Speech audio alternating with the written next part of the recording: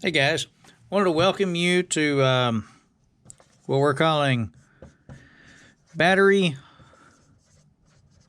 recap. So what we're going to do is we're just going to cover down on some of the basics that we've been talking about with batteries, and then we're going to talk a little bit about some of the different inverters and the way that they charge. And just keep in mind that the manufacturers, they have taken the liberty of designing and doing all of this for us, which is great, but some of the more complicated systems where we can go in and set and adjust parameters on the batteries and the charging system, we need to be familiar with that, and that's really what all of this plays into. It's just that we've broken it down to a very basic level so that it's easy to understand and digest, just small bites at a time. So, just a recap.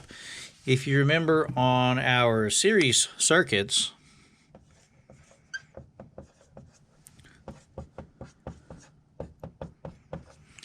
remember that that our voltage is cumulative.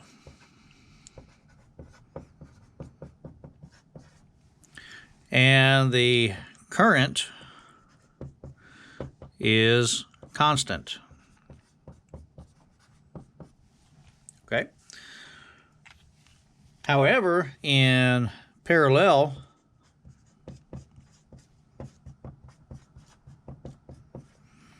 our voltage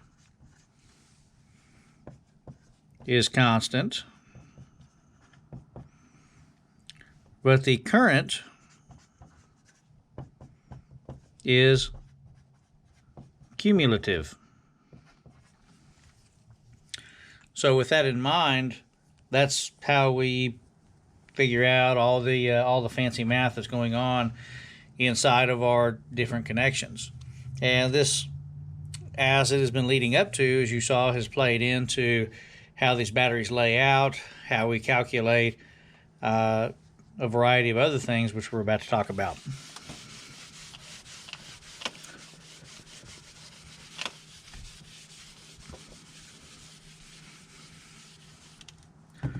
So we have a basic formula. If you remember, it is power, which is our watts. We just simply call that P, is equal to volts, which is V, times, volts times our current, which is our amps, which we designate as the letter A.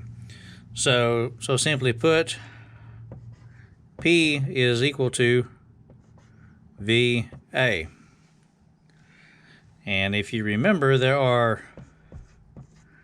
1,000 watts, which is, this can also be designated as W.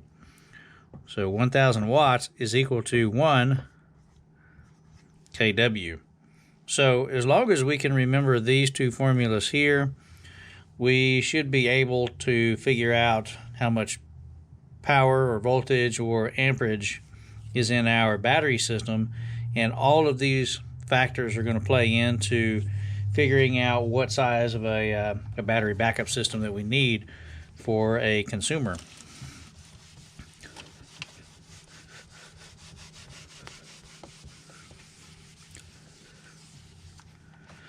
So if we take some basic batteries, which I've got some that's going to fit on this board, so keep in mind that these are probably going to be way different from anything that that you guys are putting in somebody's homes or businesses for battery backup. First thing, we will make sure we put on some gloves for safety, even though these batteries are discharged. So here we have a 6 volt 4.5 amp hour battery, and the manufacturer rates this for roughly 20 hours of backup. Now these came out of some emergency fixtures and things like that. I grabbed them because it was easy to do a display with. So I want to make sure that we grab a couple of these. So now we have 2 batteries, and as you can see, we have 6 volts on this one, 6 volt on this one.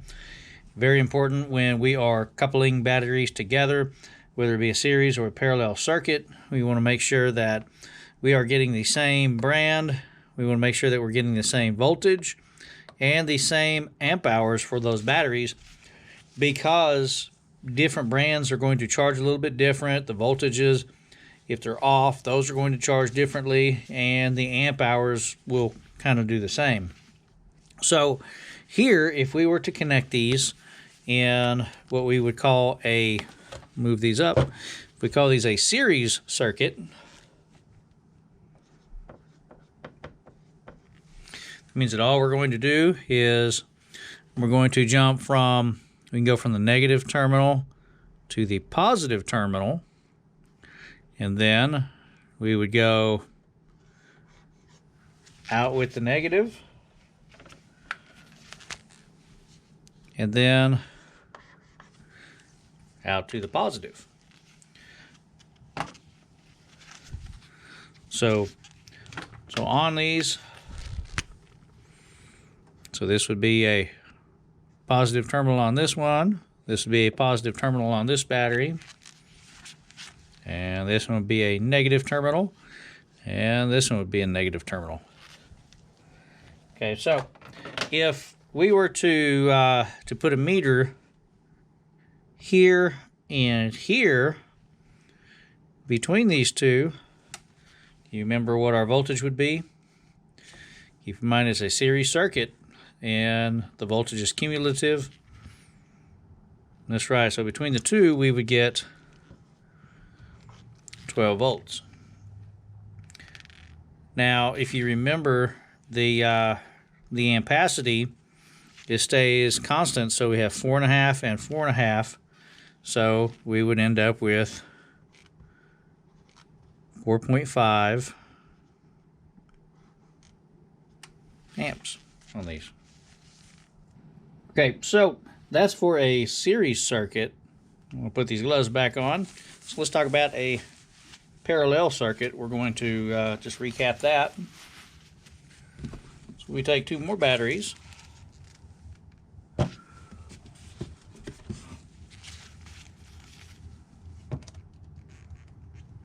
So again, we have the same voltage. Each battery is 6 volts, and it's 4.5 amp hours each. So this is the parallel.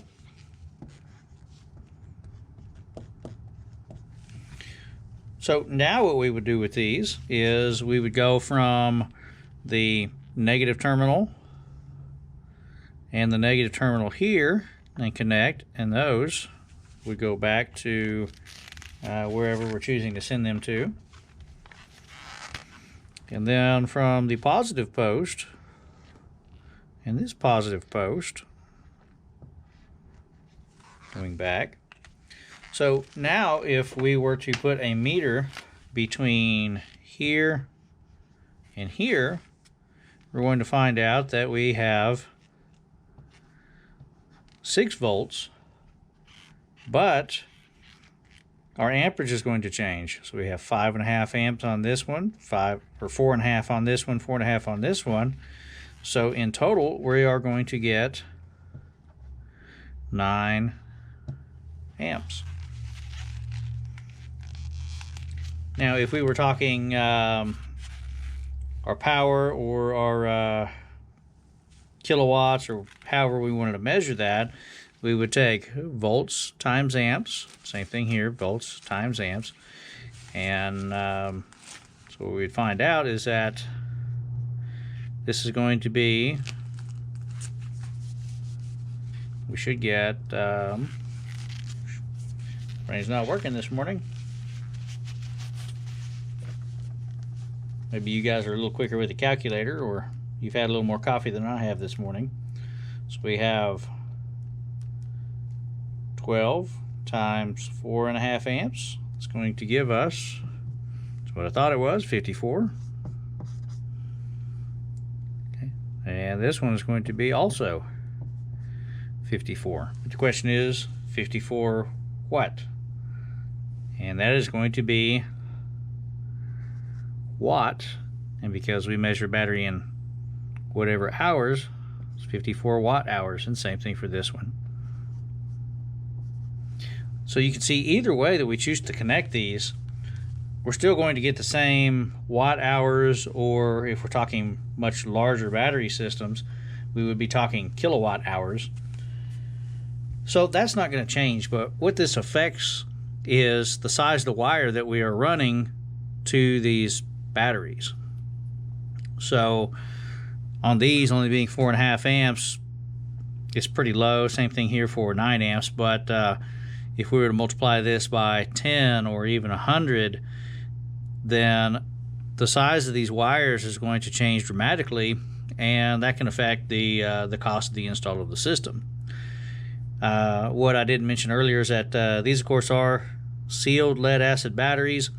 There's still some of that technology still floating around, but most of the manufacturers have all switched to the lithium ions, which is great because we don't have nearly as many issues as we do with these types of batteries. Just keep in mind that a lithium ion battery is a sealed type battery, and they're still susceptible to some of the same things that you may be seeing in these videos. Like you can see there's a little bit of battery acid leakage on this one. I think there's one that may have a corroded terminal that you can see in the video, and in some cases it can even cause the cases to crack. So it's very important when you are working with any type of battery, just make sure that you're taking the proper safety precautions. All right, so when we're talking about charging, we only want to be able to charge these up rapidly to about 80%. And so if this is our battery, we want to get up to about 80% pretty quickly. But then our last 20%,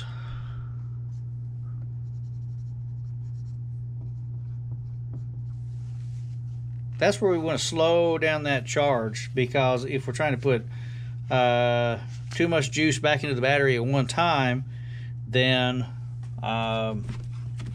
we can risk damaging the battery. And let's see if I have one here somewhere, and I will show you what happens. Here we go.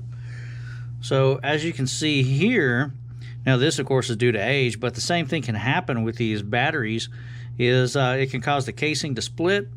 If you look down in there carefully, you can see some of the electrolyte down in there, and that's not a good thing. And worst case, these things can, what we call in the engineering world, rapidly disassemble, which means they explode, and that's not a very good thing either.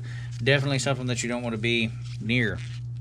Now with the batteries, just keep in mind that this is a constant power source, and there's no way to shut off the energy from this, so we just have to sit back and let it discharge itself.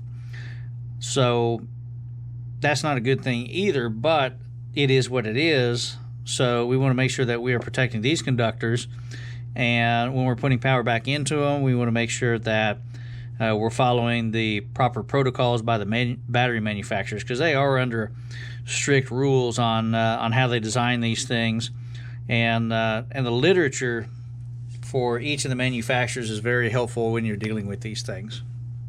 So that's really about it on the battery recap. So if you guys have any questions, you're more than welcome to reach out to me, and we will see you on the next one. Thanks.